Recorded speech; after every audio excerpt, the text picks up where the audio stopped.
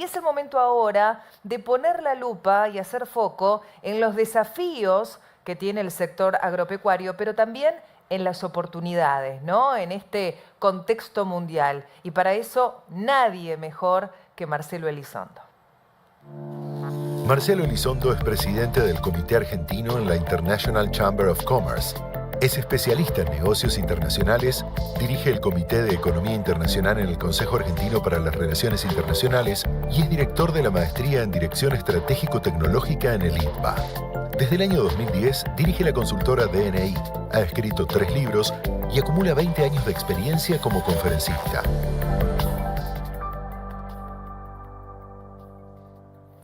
Muy buenos días, un gusto para mí poder compartir esta jornada de negocios del campo, en este caso enfocando el mundo, el campo argentino y el mundo, tan relevante en la medida en que la principal vía de vinculación de la economía argentina con el mundo es precisamente el de las agroexportaciones. De modo que lo primero que quiero compartir con ustedes al respecto es cómo estamos parados en relación al mundo. Y allí hay 2 o 3 aspectos importantes para considerar. Primero, como ven en pantalla en este momento, si nosotros hacemos un ranking de todos los países principales agroexportadores, la Argentina está en este momento, según datos de FAO, en el lugar 17 del mundo. No es un mal lugar, top 20 entre los principales del mundo. Sin embargo, había sido el número 12 en el año 2010, de modo que hay un espacio para recuperar posiciones y volver a un lugar todavía de mayor prevalencia. Este lugar 17 es Argentina como agroexportador medido en dólares. Ahora bien, si nosotros, como ven en pantalla en este momento, no medimos la Argentina comparada en el mundo en función de los dólares percibidos por las agroexportaciones, sino por las toneladas, excluyendo precios, ahí la Argentina escala. Está entre los 5 principales agroexportadores del mundo midiendo toneladas despachadas. Esto, por un lado, nos marca una muy buena punto de inicio como para mostrar la enorme capacidad, pero por otro lado también un desafío. ¿Por qué no generamos más dólares por las toneladas despachadas? Un desafío en términos de mayor agregación de valor y mayor generación de rentabilidad en el conjunto de ventas externas. Para eso, lo primero que hay que analizar es a dónde estamos internamente. Recién veíamos a la Argentina comparada con el resto del mundo. ¿Qué pasa hacia adentro? Y allí ustedes tienen en pantalla en este momento la evolución de las exportaciones generales en línea azul y de las agroexportaciones en particular en línea roja de la Argentina en los últimos 10 años en el primer semestre de cada año. Acaba de terminar el primer semestre entre nosotros y por eso comparo el primer semestre de los últimos 10 años. Como ustedes ven, entre la línea roja y la línea azul no hay mayor distancia porque más del 60% de todas las exportaciones argentinas, que son unos 80.000 millones de dólares, más del 60% de eso son agroexportaciones, el gran componente de las ventas externas argentinas. Ahora bien, si nosotros miramos la curva roja, lo que vemos es en los últimos 10 años una relativa estabilidad. No hay una curva ascendente, no hay un crecimiento marcado de las agroexportaciones argentinas como podría haberlo. Y allí está, por un lado, la importancia de ser el principal rubro agroexportador argentino, pero por otro lado, el desafío de podríamos hacerlo todavía con números que nos permitan ir creciendo. Y hacia allí hay que apuntar. Ahora, para apuntar en ese sentido, lo primero que es importante analizar es qué pasa en el mundo, porque el mundo está complicado y ya no es tan fácil crecer en materia de exportaciones en general o de agroexportaciones en particular. Según la OCDE, en los próximos 10 años, el total del mercado agroproductivo mundial crecerá aproximadamente 1% por año. La buena noticia es que irá creciendo. La mala noticia es que ese crecimiento no es demasiado generoso. Tenemos un crecimiento débil, que nos permite generar oportunidades, pero que nos está llamando a vender más en función del desarrollo de nuestras propias capacidades competitivas y no tanto por un incremento de una demanda que irá creciendo de manera generosa. No, 1% por año, dice la OCDE, y el Virtual Market Research prevé para el año 2030 un mercado agroproductivo total en el mundo de unos 17 billones de dólares, partiendo de unos algo más de 13 billones de dólares del año pasado. De hecho, siguiendo con información que provee la OCDE, si nosotros hacemos una predicción de precios de commodities agrícolas para los próximos años, la estimación es que los precios se irán bastante estables, en niveles similares a los que tenemos hoy, que no son los precios más altos con los que pudimos gozar hace algunos años. De hecho, vean ustedes en pantalla que Hace algunos años, por razones geopolíticas, poco después del 2020 hubo una suba de precios que luego se dio, y a principios de siglo habíamos tenido también precios muy altos, eso también se dio, y en la zona gris de la curva, en la derecha de la pantalla que ustedes ven en el gráfico, lo que se exhibe es previsión, precios estables. Una vez más, el llamado es a crecer no tanto por razones exógenas de tracción, sino por desarrollo de capacidades competitivas. La buena noticia es que, según ven también ahora en pantalla, en información extraída a la vez de la OCDE, si nosotros miramos qué se espera del mundo en materia agroexportadora en adelante, la OCDE dice habrá 2 grandes regiones en el mundo que tendrán un saldo exportable en los próximos 10 años que permitirá una enorme capacidad de colocación de productos en el exterior por razones productivas, por incremento productivo. Y ellas son, se ve en la izquierda de la pantalla en el gráfico, el norte de América y Latinoamérica. Y si ven la curva verde, la columna verde, allí lo que más se destaca es para el 2030, Latinoamérica será la región con mayor saldo exportable que pueda esperarse, de modo que habrá capacidad productiva entre nosotros. Allí está la Argentina, está Brasil, y están muchos otros países de la región a donde habrá saldo exportable, capacidad de colocación. De modo que tenemos capacidad productiva esperable según las predicciones. La cuestión es hacia dónde estarán los mercados. Y eso se ve en la derecha del cuadro que les estoy mostrando en este momento. Y allí hay marcado 2 grandes regiones donde habrá demanda en crecimiento, saldo importable. El norte de África, el este de África y en particular Asia emergente y el sudeste asiático. Allí estarán los mercados, hacia allí hay que enfocar la estrategia comercial como país y como sector privado agroproductivo. Ahora bien, para hacer eso, como decía al principio, no tendremos que apoyarnos solamente en la espera de una mayor demanda, sino en el desarrollo de atributos competitivos propios, endógenos. Y en eso lo más importante es acompañar la revolución tecnológica que el agro está llevando adelante en la Argentina desde hace algunos años. El agro es el sector de la Argentina donde con mayor intensidad se aplica la revolución del conocimiento. Esa revolución tecnológica es un requisito a nivel mundial.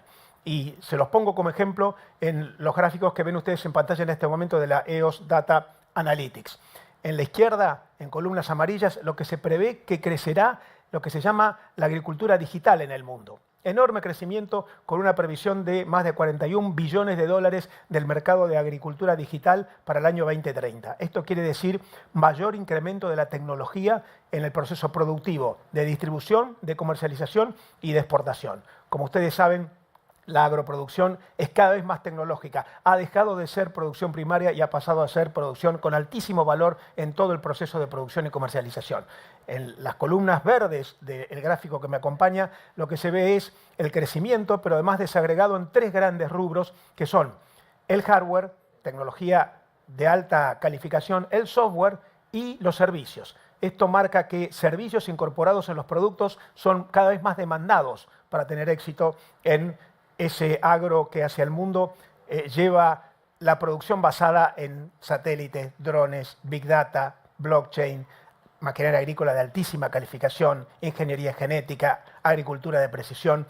Habrá un incremento de la demanda de productos basados en tecnología y habrá 3 grandes rubros: hardware, software y servicios. Insisto, servicios cada vez más como componente de los bienes. Hay cada vez menos límite entre los bienes y los servicios en el proceso productivo y en la oferta exportable hacia el mundo. Esto, en realidad, se vincula con algo que está ocurriendo en todo el planeta. Es muy interesante lo que se ve en pantalla en este momento. Es un conjunto de gráficos que surge de la World Intellectual Property Organization, la Organización Mundial de las Naciones Unidas, que mide la evolución en materia de propiedad intelectual. Y lo que está marcando este gráfico es que en el mundo, cuando uno mira la tendencia en materia de inversión, en qué se está invirtiendo más, es mucho más lo que se invierte en lo que se llama como intangibles que en los tangibles físicos tradicionales. Es mucho más lo que se invierte en capital intelectual, en conocimiento incorporado en los procesos de producción y comercialización, en lo que no es físico, en ese saber que forma parte de incluso el capital organizacional que incorpora tecnologías blandas en los procesos productivos. Tanto la comparación de la inversión intangible como la tangible, a favor de la intangible, como la justificación como proporción del total de inversión en el mundo, más los intangibles, como la inversión en relación al PBI, más los intangibles, incluso los tangibles decreciendo, marcan que el llamado a la economía del conocimiento incorporado en el proceso de producción y comercialización es destacado y será cada vez mayor. Ahora bien, esta economía del conocimiento de la que hablamos no es solamente tecnología en el proceso productivo, también es atender demandas de mercado que en materia de conocimiento lo que están reclamando es calidad en la producción y calidad certificada. Por eso les exhibo en pantalla en este momento un gráfico del International Trade Center de Ginebra, en Suiza, que dice, atención, habrá cada vez más estándares exigidos en la agroproducción. Y no solamente estándares como los que más familiarizados estamos en vincularnos con, por ejemplo, los estándares ambientales o sanitarios, también estándares vinculados con la seguridad, con la performance, con el cumplimiento de prácticas sociales, con la actividad financiera, con la legitimidad, la elegibilidad de las propias empresas y la propia producción. Por lo que ese conjunto revolución tecnológica es no solamente la tecnología convencional, sino también la capacidad de acreditar esa buena producción. Ahora bien, también en el mundo están apareciendo nuevos desafíos y uno de ellos es la geopolítica. La geopolítica ha pasado a ser un componente sumamente relevante a la hora de elegir mercados y de entender cómo funcionan los mercados, con volatilidades en materia de demanda, de precios o de funcionamiento de las cadenas de logística. De hecho, en pantalla ven ustedes en la izquierda en este momento un gráfico del Fondo Monetario Internacional que muestra cómo en este momento el riesgo geopolítico está en el lugar más alto desde el inicio del siglo hasta acá. Y en la derecha de la pantalla, en el gráfico, lo que se ve es la previsión del World Economic Forum, que prevé que para los próximos 10 años lo más importante, el escenario más probable es de geopolítica convulsionada, stormy, tormentosa, por lo que tendremos que tener en cuenta la geopolítica incluso como condiciones de la microeconomía a la hora de elegir mercados, elegir contrapartes y elegir el funcionamiento de la distribución y la logística. La geopolítica, por otro lado, está haciendo que en el mundo el comercio internacional en general no esté decreciendo. Si miramos los datos del año pasado, los datos del primer trimestre de este año, el comercio internacional total en el planeta no decrece, pero cambia en la relación entre quién con quién. Lo que hay es creciente comercio de países amigos en materia geopolítica y decreciente comercio entre países adversarios. Lo dice la UNCTAD, crece el comercio entre los países más cercanos geopolíticamente, no geográficamente, geopolíticamente, crece 6%, dice la UNCTAD, decrece 6% el comercio entre países que tienen problemas geopolíticos. A la izquierda ven ustedes en pantalla cómo surge la curva roja de discriminación por razones geopolíticas. A la derecha, el principal instrumento que están usando los países para eso, que es la generación de tratados de libre comercio, de acuerdos entre países para integrar mercados que de ese modo generan clubes de amigos. Es importante ir eligiendo socios geopolíticos para acompañar el esfuerzo en materia de desarrollo de mercados, cambiar la inteligencia comercial. Finalmente, para que todo esto ocurra, además de ver lo que pasa en el mundo, tenemos que prever nosotros cómo nos adaptamos en nuestra capacidad productiva, en nuestra capacidad de desarrollo de inversión, producción, comercialización, distribución y exportación, las condiciones microeconómicas. Y ahí lo más importante es concebir a todo el proceso, desde el productor hasta el exportador, como un conjunto de actores que responden a los criterios de una empresa internacional que tiene atributos competitivos internacionales. Destaco 6 que menciono rápidamente para no excederme en el tiempo. Primero, tener una estrategia acertada en materia de elección de mercados e instrumentos. En segundo lugar, incorporar conocimiento, la revolución de la información. Los datos son el insumo más importante en el desarrollo de valor. Saber hacer, know-how, incluso capital organizacional. Tercero, innovación. Nunca estamos en un punto estable. Siempre hay que ir acompañando la revolución tecnológica. Cuarto, una arquitectura vincular, tener socios, aliados, relaciones sistémicas, regulares, constantes, no solamente operaciones one shot, spot, sino invertir, trabajar, planificar juntos con nuestras contrapartes en la cadena de valor. Quinto, generar reputación, legitimidad, elegibilidad. Y finalmente, anticipación, ir acompañando el proceso productivo con llevar nuestras acciones en la vanguardia de la revolución tecnológica. Lo cual para terminar, nos lleva a entender que entonces, para tener más éxito en el mundo, para incrementar sustancialmente nuestra capacidad exportadora, incluso para percibir más dólares, como decíamos al principio, por las toneladas que despachamos, lo más importante es entender que están cambiando las cadenas de valor. Como muestra el World Economic Forum en la parte izquierda del gráfico que les muestro, las cadenas de valor se están digitalizando, están cambiando el prototipo, el paradigma desde el menor costo hacia el mayor valor, están cambiando en la cultura organizacional con nuevos modelos de negocios y lo que se ve en la derecha del gráfico que les exhibo, lo que más importante hay que señalar es que esas cadenas de valor se están transformando en ecosistemas. Ya no son lineales, son circulares, involucran a muchas empresas que ni siquiera son de nuestra propia industria, que generan alianzas en las cuales el Open Innovation, motivado por las grandes exigencias tecnológicas, nos obliga a entender que las cadenas de valor nos exigen hacia atrás lo que ellas después están planteando en una sofisticación mayor en el comercio.